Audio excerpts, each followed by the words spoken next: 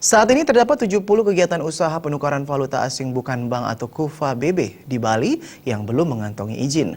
Terhadap hal itu, Bank Indonesia akan melakukan tindakan tegas berupa penertiban hingga menutup usaha money changer tersebut jika belum mengurus izin hingga batas waktu yang ditentukan.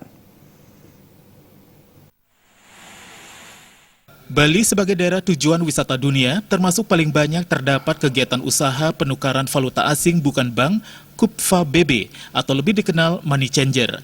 Berdasarkan data Bank Indonesia, terdapat 689 KUVA aktif di Bali, yakni 142 kantor pusat dan 547 kantor cabang. Dari jumlah itu, sekitar 70 KUVA belum mengantongi izin. Bank Indonesia memberikan batas waktu hingga 7 April 2017 untuk pengurusan izin.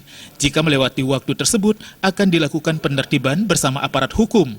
Bahkan tak menutup kemungkinan usaha tersebut akan ditutup. Yang lengkap dengan alamat ya dan sebagainya ada 70 KUVA yang tidak berizin. Ya tentunya sesuai dengan ketentuan sampai dengan 7 April kan kita sudah memberikan relaksasi ya. Ya kita minta kepada mereka ya untuk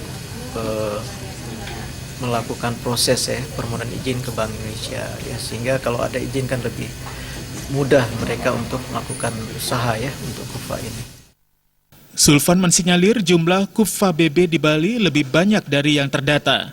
Sebagian besar tersebar di wilayah Kabupaten Badung dan Kota Denpasar. Pada 2016 saja, nilai transaksi pada KUVA BB mencapai 31 triliun rupiah. Penertiban usaha money changer ini bertujuan untuk melindungi konsumen dari penipuan serta mencegah tindak kejahatan seperti pencucian uang, terorisme, dan transaksi narkoba. Darmawan, Bali TV.